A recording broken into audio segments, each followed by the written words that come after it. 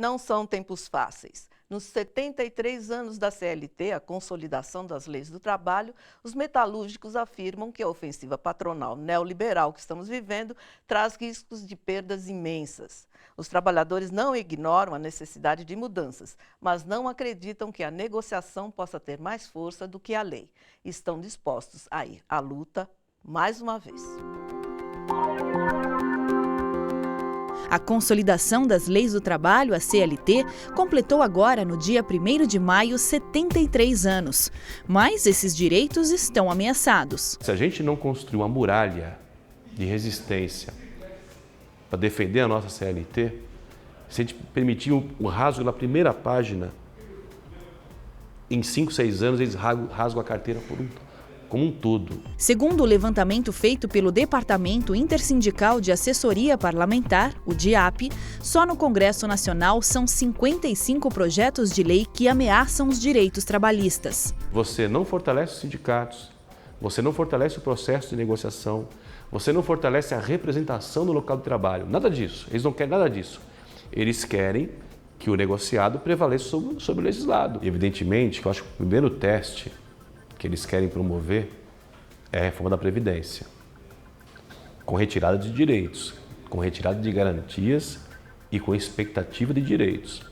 Eu acho que esse vai ser o primeiro teste que, se houver uma mudança no governo do Brasil, que eles vão querer promover. A Confederação Nacional da Indústria, CNI, defende uma reforma trabalhista no país que seja favorável ao aumento de competitividade das empresas, o que para os trabalhadores não seria vantajoso. No final das contas, significa o empobrecimento da classe trabalhadora brasileira.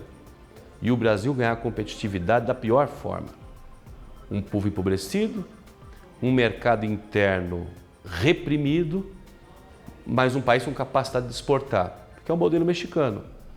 Um trabalhador da montadora no México não compra o carro que ele produz. A direção do Sindicato dos Metalúrgicos do ABC vem conversando com os trabalhadores sobre o momento político e econômico que o país está passando. O golpe que nós estamos falando é um golpe na classe trabalhadora, no povo mais humilde do nosso país, que reside onde a gente reside, nas periferias, quase sempre. E que a duras penas veio melhorando gradativamente de vida. A conjuntura nesse momento, a política, ela acaba contaminando a economia. E é dentro desse contexto que os trabalhadores se sentem preocupados e com predisposição de fazer luta, se necessário for. Uma das bandeiras que os trabalhadores não abrem mão é dos seus direitos. Esse momento é um momento, uma assembleia como essa, de os trabalhadores fazerem reflexão sobre o momento político. E os trabalhadores dessa empresa, eu tenho certeza que tiver que parar a qualquer momento para fazer a luta, aqui internamente ou na rua, nós o faremos para que a gente possa garantir os direitos dos trabalhadores, não só nessa fábrica, mas todas essas outras conquistas que nós conquistamos através de muita luta, de muito suor e de sangue de trabalhadores e trabalhadoras brasileiras. A sociedade brasileira quer transparência e precisa ter. Quer novas relações privadas no Brasil e precisa ter. Mas também quer riqueza distribuída, quer mais direitos. Isso não pode deixar de existir. Carla, você acredita que os sindicatos tenham força para barrar essa precarização do trabalho? Como é que eles poderiam lutar para barrar? Olha, está difícil, né? A ofensiva neoliberal, desde a década de 90, enfraqueceu muito os sindicatos brasileiros.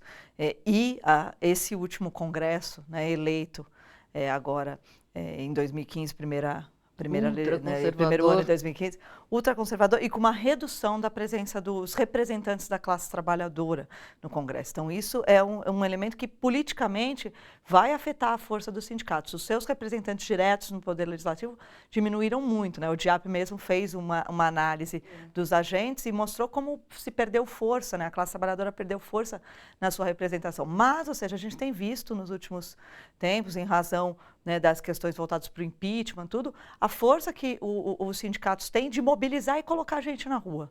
Agora, qual você acha assim, que é uma questão de honra para o trabalhador, que aconteça o que acontecer, o trabalhador não pode abrir mão? A questão da reforma da Previdência é bastante preocupante, né, no sentido de que você vai aumentar o tempo, possivelmente se passar a reforma da Previdência como está prevista, você aumenta o tempo, né, de trabalho, o tempo de contribuição, ou seja, então o tempo que hoje você tem uma expectativa de vida maior no Brasil, o brasileiro vive mais hoje, e o tempo que você teria para usufruir, né, um pouco mais com a sua família, viajando, passeando e etc., né, você vai perder, porque você vai ter que passar mais tempo trabalhando.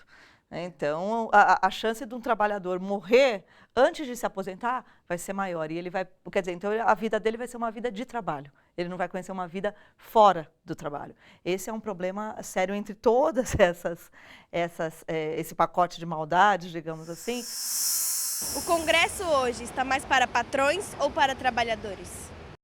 Está bem mais para o patrão do que para o trabalhador, né? A gente perdeu força, a classe trabalhadora perdeu força na representação no Congresso, enquanto isso as bancadas, como a bancada rural, a bancada ruralista, aumentou consideravelmente, e o trabalhador rural, que já tem, né, comparativamente ao trabalhador urbano, né, menos direitos, salários menores, etc., tende ainda a haver um acirramento, né, das suas condições, uma precarização das suas condições de trabalho, né, aí tá mais no horizonte do trabalhador rural do que do urbano, apesar de estar todo mundo no bolo. Eu quero me lembrar daquela história que a gente comentou antes, que é a inesquecível frase do Benjamin Steinbrück, da CNI. Da CNI. Dizendo que o trabalhador americano, que é uma bobagem ter uma hora de almoço, né, o brasileiro tem, porque o trabalhador americano come um sanduíche segurando a mão esquerda, com a direita ele opera a máquina. Esse é um problema sério, né? Então, quando você vê a CNI tem, né, além do pacote de maldades que já está no Congresso, a CNI tem um pacote maior ainda de maldades, né? Então, eles têm mais de 100 propostas, que entre elas a redução do horário de almoço, o fim do tempo de trajeto para contar, por exemplo, como acidente de trabalho, né? Então, ou seja, o trabalhador está indo trabalhar, sofre um acidente, ele não vai contar mais como acidente de trabalho.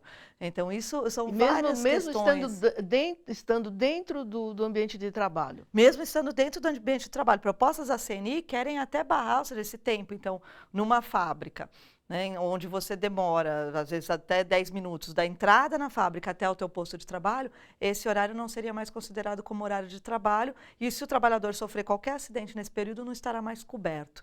Então, os exemplos, a gente pode ficar aqui dando inúmeros exemplos, né, do que o empresariado está pensando, né? Mas, ao mesmo tempo, ou seja, quando a gente olha, por exemplo, para os Estados Unidos, né, nessa fala da CNI, ou seja, os Estados Unidos é um dos países com uma das piores legislações trabalhistas no mundo, né, onde o trabalhador tem menos direitos. E a gente não olha para tantos outros países que têm produtividade, competitividade, né, têm economias fortes e que têm, né, um conjunto de direitos, uma legislação trabalhista forte que garante, né, para o trabalhador, né, o efetivo ganho do seu salário, tempo de trabalho, tempo de não trabalho, de lazer, além de todos os demais direitos. E são esses os exemplos que nós deveríamos tomar, e não exemplos como esse que onde a legislação é péssima para o trabalhador, né? Vamos ver mais alguns itens de ataque aos direitos trabalhistas.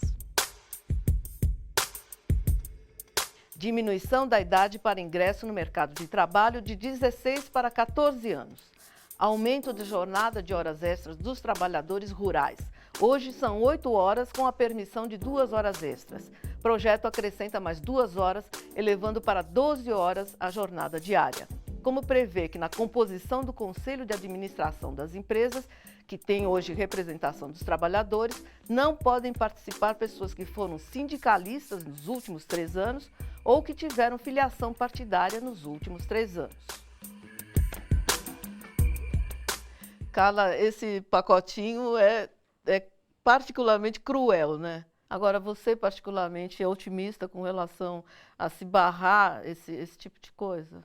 Olha, com a atual configuração do Congresso Nacional, eu estou achando bastante difícil.